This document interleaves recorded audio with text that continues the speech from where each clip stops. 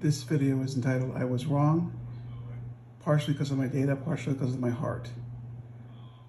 I relied on my election data and polls, not slavishly, but almost exclusively on Let's Talk Elections, LTE. I quoted them several times. I gave their website out. They had great interactive map tracking election results. And bottom line is, I also deviated with them based on emotion. So two things. Their polls were off by two. Their conclusions on the battleground states were off by about 2%. The entire country went between 1% and 3% rightward toward the Republican Party, which was not easily found out from the polls before the elections.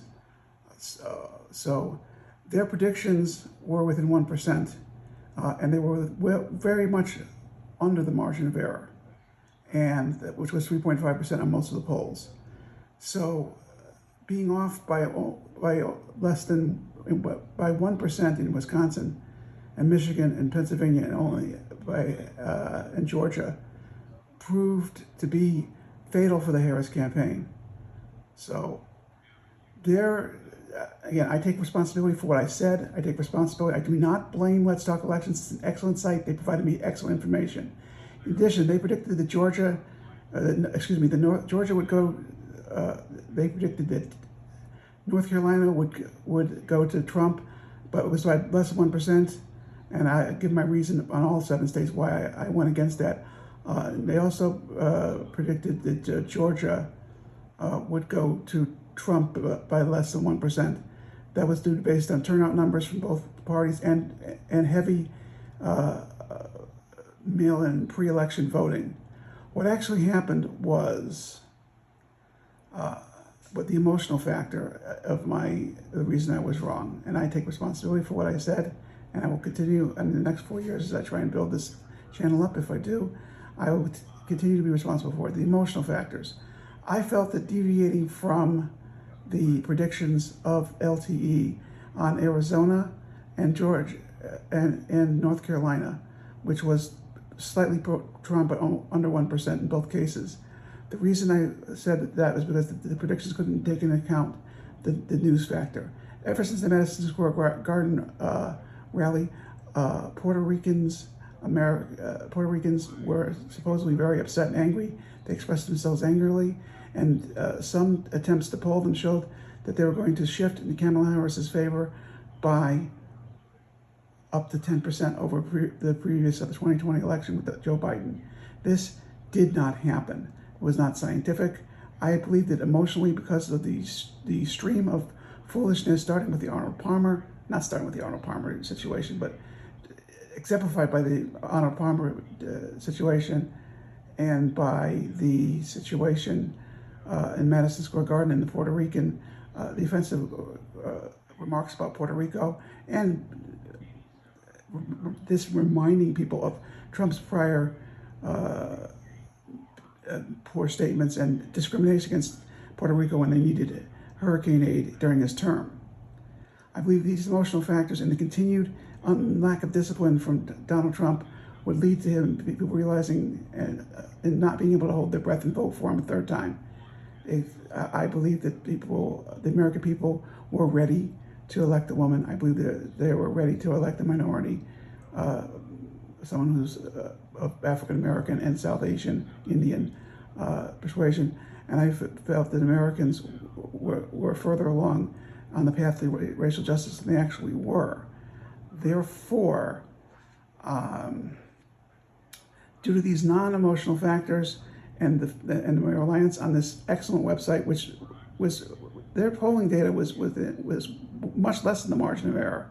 They were very close to Trump's actual numbers, but what you can't know inside the margin of the error is telling and large. Also, a lot of the polls, because of the lack of responsiveness to polls and people not wanting to participate in polls, I only participated myself in one poll the entire election cycle, were 400-person polls.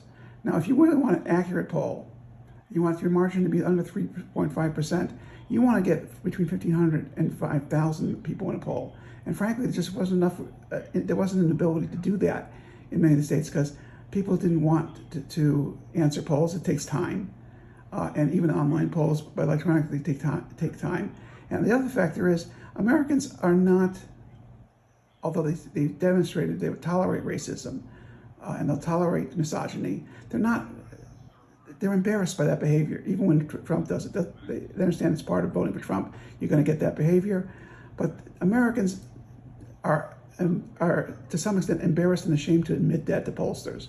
So the final factor in my incorrect prediction is that Americans were embarrassed and ashamed to be honest with pollsters.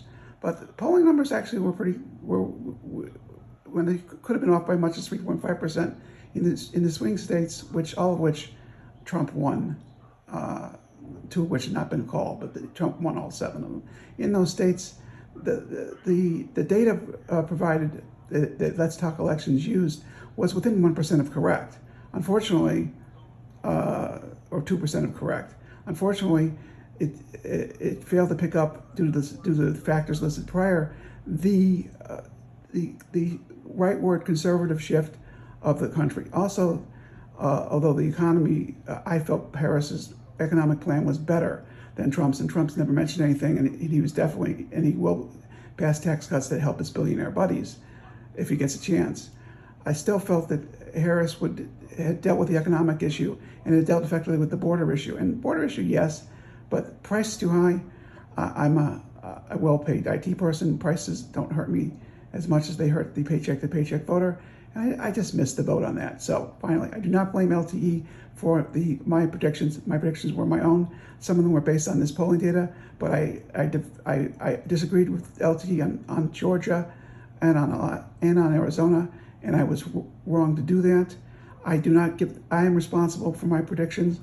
They are not responsible. They just provide some of the data I used, and the emotional stuff, well, I'm gonna have to learn how to have a thicker skin and not believe, because people are definitely not speaking in public and giving anecdotally their feelings about Donald Trump's misbehaviors. So, final summary, if you like this content, you want to continue, please subscribe, please share with your friends. I'm going to try and do a schedule of 3 high quality videos a week. I'm going to revamp this operation and try and come up with a way of making videos that are better quality, not as this one is, holding a cell phone up to a monitor looking at a map of the United States. So thank you for your support, and I got a lot of support. I got a lot of idiots coming in comments saying, you're stupid, you're wrong. Yeah, I was wrong, and I admitted it. And I'll point out one other thing, which will have a video devoted to it. When Kamala Harris realized she'd lost, she didn't do what Trump did in 2020.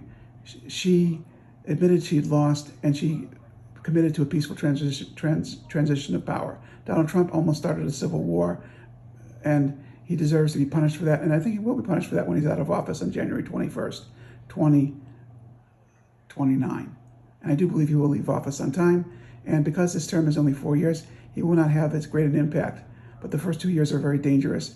And hopefully the planned excesses of power will be stopped by the courts and by the fact that our military understands that their oath does not obligate them to follow illegal orders. All right, this video is way too long. I'm going to save and publish it now. Thank you for your support. There'll be more videos, and there will be a more intensive data-driven analysis by me on why data and polls were incorrect.